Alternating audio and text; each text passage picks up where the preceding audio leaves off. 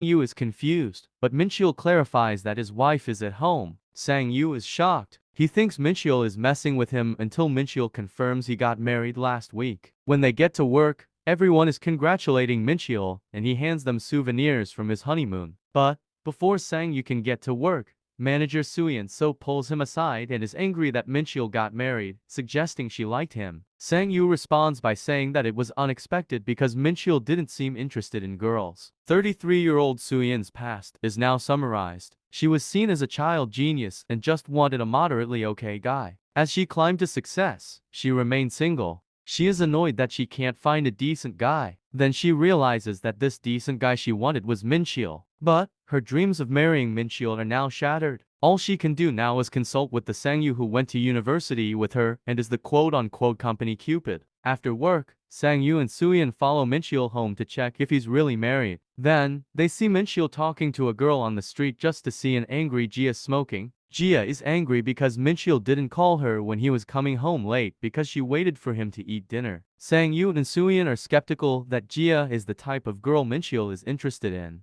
Mincheol assumes Jia didn't want to eat with him because of what happened at breakfast, but Jia insists the problem is that he didn't call her. Mincheol asks if he is allowed to call her because Jia didn't like him calling her in 5th grade when he called to play. Jia said that she had to use the house phone, but is interrupted when he sees two people looking at them around the corner. Sangyu and Suyeon hide and Mincheol confirms that he is allowed to call Jia. Mincheol had another chicken breast smoothie for dinner. Jia recalls her past with Mincheol and remembers that she stopped hanging out with him around 5th grade. They were close when they were younger, but stopped because she was teased for hanging around a boy. Jia continued to ignore Mincheol throughout middle school. Jia now feels bad about being angry at Mincheol. Before she can apologize, Mincheol sends Jia her favorite food, which is spicy chicken feet. Then, Jia barges into Mincheol's room. Instantly, Mincheol points out how she broke the rule, but Jia says that since there's a problem, they need to talk it out to fix it. Jia and Mincheol sit down to talk. Jia starts by complaining how Mincheol didn't get her beer to accompany her chicken feet. Jia gets to the point and says they haven't had a real conversation before, so she thought it would be good to talk and eat. Jia offers a beer to Mincheol, which he instantly rejects.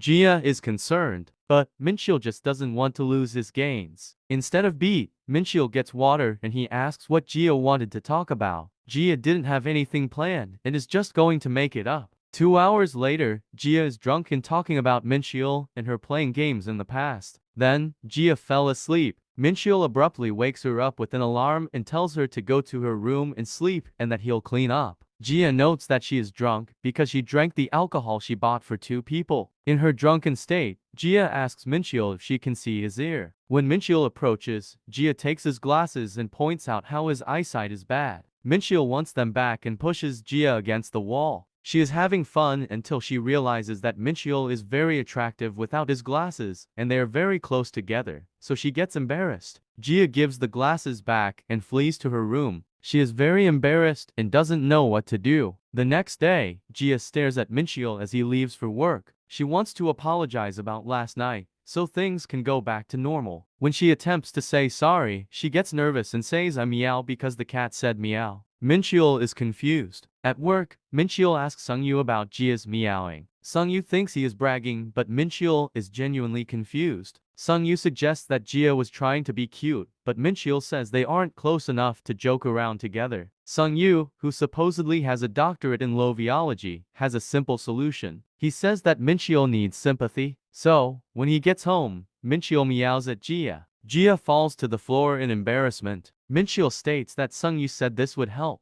but Jia is mad that he told other people about it. To avoid situations like this, they added a clause in their contract to keep what happens between them a secret. A few days after, Suyeon suggests that Mincheol host a housewarming party. When Mincheol tells Jia this, she is initially hesitant, but she eventually agrees to do it. Mincheol asks why, but Jia insists. Housewarming parties are parties held after getting a new house or getting married. It is a party to ask for people's continued support in the future. It's not required, but it's something that only happens once or twice in your lifetime. You'd normally want to avoid it because it's a lot of work, but Jia wants to because Mincheol hates the idea. This is revenge for making her embarrassed yesterday. The next day, After protesting with Jia about how they don't need to have a party, he leaves for work with a smile. Jia has noticed a few key traits about Mincheol. Number 1. Mincheol is all about efficiency, almost like an eco-friendly robot. Number 2. Mincheol is weak to requests and will comply if you push enough. Based on these traits, Jia thinks Mincheol was going to tell the office that his wife didn't want to have a housewarming party. Jia gets embarrassed by what Mincheol refers to her at work. Jia starts preparations and starts to regret it. She doesn't know how to cook well and calls her mother for help. Soon, everyone arrives and Jia whispers to Mincheol that he should be nice to her. Everyone is amazed at the array of food Jia cooked. Mincheol clearly doesn't want to be there and even starts drinking. Sung-yu asks Soo-yeon if she is satisfied in knowing Mincheol is actually married,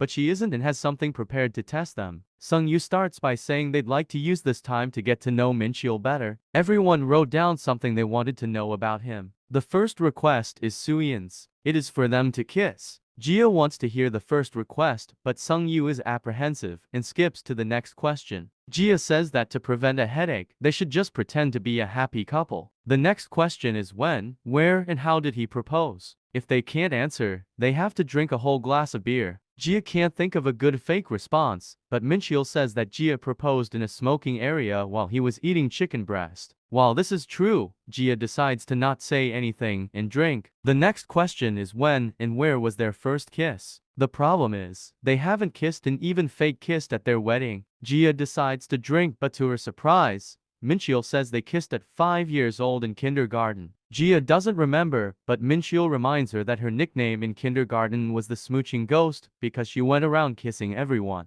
Jia is mad that Mincheol would bring this up. The party soon ended and everyone went home, but Sung-yu and Soo-yeon agree that their actions seem fake. When Sung-yu asks if they should look deeper, Soo-yeon says no. Sung-yu is shocked and almost gets into an accident. Soo-yeon says that it's okay because she didn't think she could force her way into their relationship. Sung-yu is surprised and decides they should go drink at a fancy barbecue place. Suddenly, they ended up waking up in the same bed together naked. Will this be the start of a romantic relationship? Back in Jia and Mincheol's apartment, Jia explains why talking about them kissing in kindergarten and proposing in a smoking area is embarrassing. Jia thinks this is common sense, but remembers that he's dealing with Mincheol. Jia says they should pick another time for their first kiss. Before they can decide, Jia gets a call from her mom. Her mom called to say Spaghetti Man Loses His Way came out today. Spaghetti Man is a work that started Hero Movies. Jia asks if her mom watched the movie as soon as it came out and says yes. Immediately after, Jia's mom tries to spoil the movie, but Jia ends the call before she gets the chance.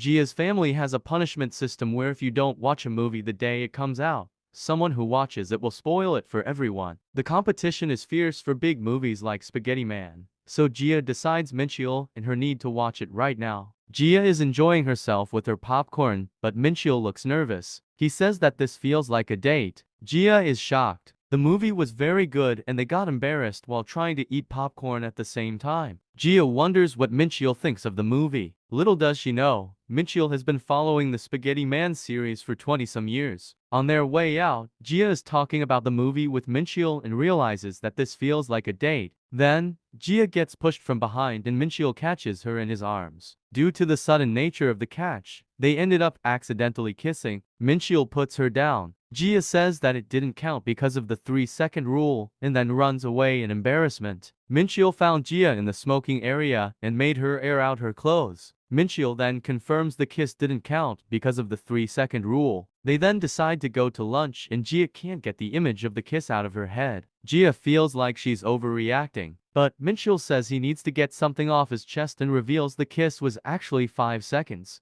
Mincheol suggests they make this first kiss, but Jia is mad and runs away because she couldn't look at Mincheol. Jia decided to move in with her sister. Jimin and Jinwoo are not impressed. Then, the 13,261st Jia Summit started. This included Jia from 6 different ages. She explains the situation and thinks that what Mincheol said was rude. Jia didn't want to go back to her parents' place, so she is at Jimin's place now. 15-year-old Jia asks if she can stay at a friend's place, but that is not possible. Jia's plan works because Jimin owes her for bringing them together, giving them money for dates, and convincing them to get married. However, Jimin is not happy. Despite the gift, Jia and Jimin start talking. They note how Jimin's children take after Jia, and when she tries to spoil the Spaghetti Man movie, Jia reveals she already watched it. Jimin asks what happened with Mincheol and guesses that Jia ran away after fighting with Mincheol. Jia confirms this. Jimin then agrees to let Jia stay there to babysit the kids so they can go out.